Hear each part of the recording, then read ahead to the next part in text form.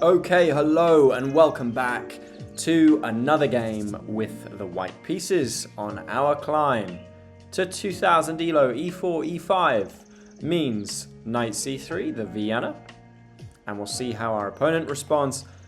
We might get our first copycat variation on the board here if they play bishop c5, but they are also quite likely to play knight f6. Okay, no, this is a little bit of an odd move. I'll just go ahead and play a3 here so that I can tuck the bishop away if needs be.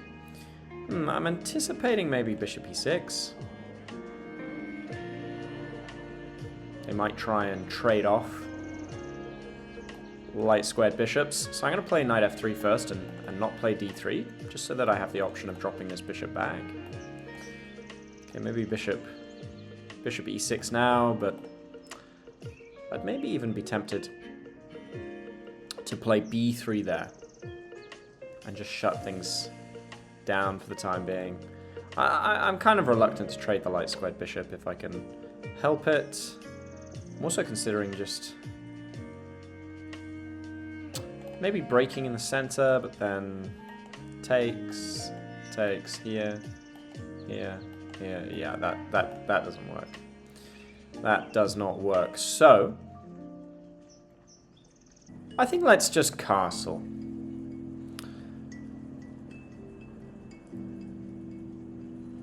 We can play d3. There's no need to kick this knight, because if I kick it, yeah, okay, I'm gaining a little bit more space on the queen side, but then it returns to c6, where it's actually better than where it is. So I'm really tempted just to play h3 here now, because of the kind of awkward position of my opponent's pieces.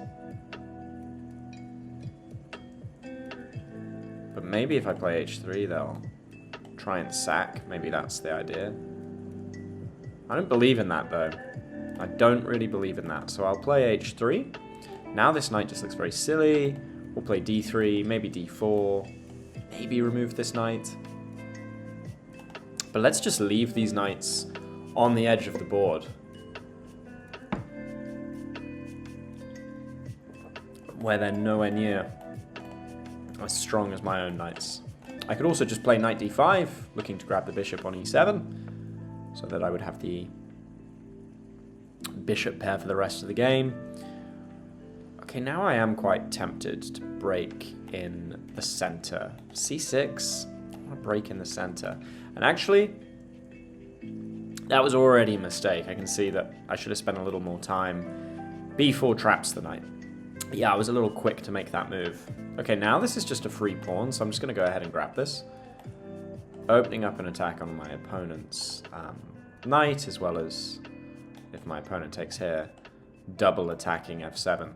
So what would happen would be something like takes, forking queen and rook.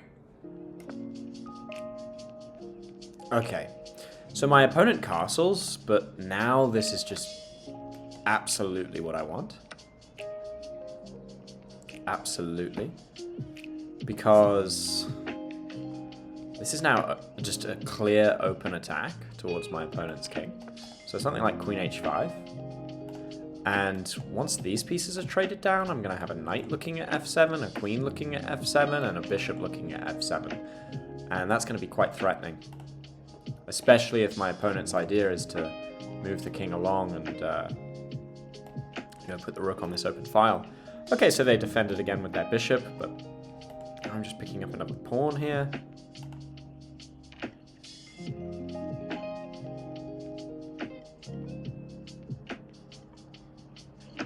I think I will just grab the piece.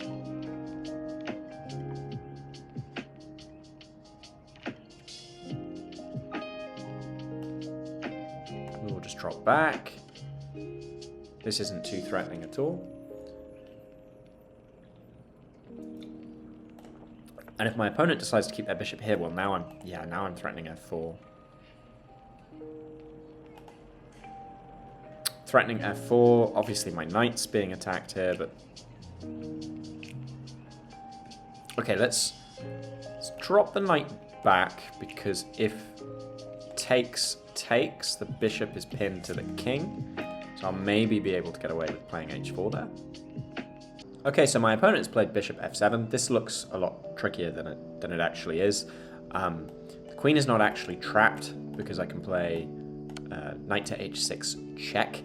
And if the king moves over to h8, then I have this fork on the king and queen. The rook would have to take, and then I'd be winning the rook.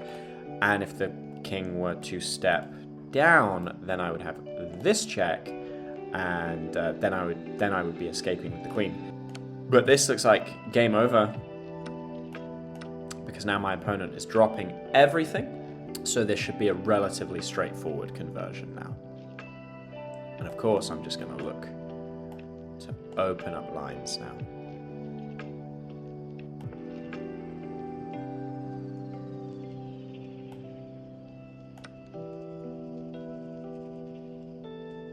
Rook f8 and queen e6.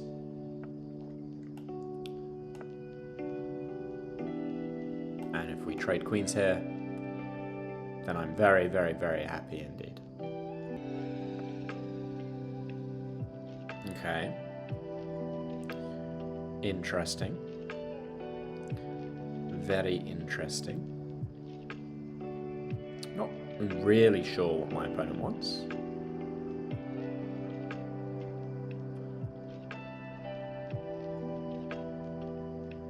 I see no reason not to just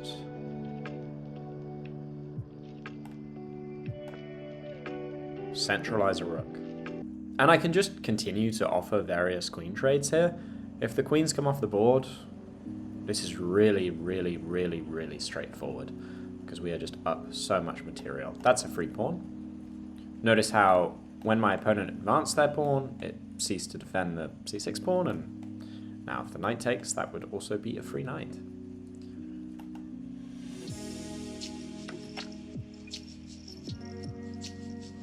Let's grab that knight.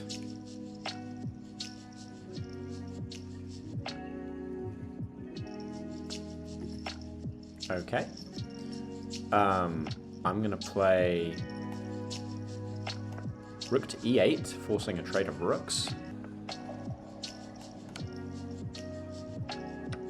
And actually, that is pretty nasty. That is pretty nasty. Because I'm going to, after the bishop comes here, move my queen up and threaten mate on g8. So my opponent would have to, I don't know, retreat their queen or something in order to cover this square. Perhaps here.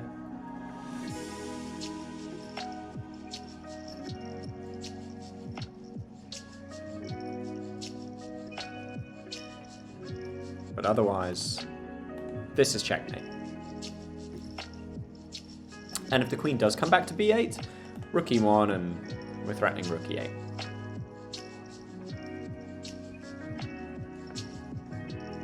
Yeah, that is checkmate. This doesn't work as a way to create space, because obviously once the queen comes into g8, she also controls h7. Okay, let's move on. Next game, white pieces again, 976 elo. e4, e5 again, the Vienna, but this time knight f6. So we want to play f4, and then e5 if our opponent captures. Now the knight has to go back. Queen e7 is played very often at the beginner level, but okay, our opponent plays correctly. Now we want to remember to play knight f3 to cover h4 so that we don't fall for any kind of check shenanigans. And d4, looking to win back the pawn on f4 now. So very common move is d6. Okay, so actually here I am more than happy to allow my opponent to give me, sure, they can give me doubled pawns, but then I will have the bishop pair and an enormous center, which I think is just fine. I would rather have this. Now, bishop d3, targeting a soft h7, so that when my opponent castles right about now, they can lose the game. Okay, let's castle. They didn't castle, but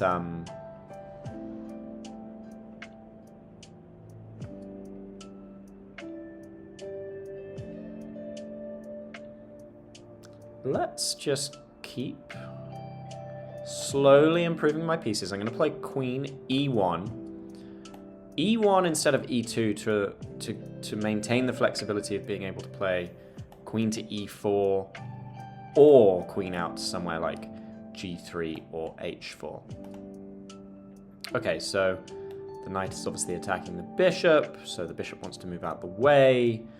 The knight is also attacking the pawn on c3, so just dropping the bishop back to d2 makes a lot of sense. These pieces are absolutely superb. My opponent not yet castled, not yet fully developed. I'm about to get a queen on g3 and all is going to look very nice. Okay, so I could sack this piece now and then queen g3, but no need to rush because it's not something I'm expecting my opponent to necessarily find. The fact that I can sack here. Yeah, okay, so they don't find this. So I take this for free. They can't actually recapture because the pawn is pinned to the king. And if you push the pawn, you lose the rook, which would mean going down an exchange. And then there are a lot of weak holes around your king, kind of on f6, g7, h8. Yeah. So I'm wondering even if taking the rook is the best bet. Because I could take the rook and queen takes, but you know, I could also hit the queen. Okay, so then they might play f6, but then I'm taking here and that's mate. So here I hit the queen and the queen moves. And then I play queen to h4, slot the bishop on f6. If knight takes, I'm taking here. Queen h6, queen g7, mate, perhaps. We could just absolutely grab the rook, but I think, yeah, here, and they've lost. Here, and they, you know, move the queen where they're going to move it to, somewhere like this. Here. I suppose then they do have queen to g4, because that's defended by the bishop. So I'd maybe be forced to... Oh no, because I could just slot into h6. I think that would actually be fine. And then I'm threatening bishop f6, and yeah, I think this is better. I think this is better. Okay, so my opponent has just hung their queen. So we might not get the checkmate we were looking for. Okay, actually, our opponent just resigned.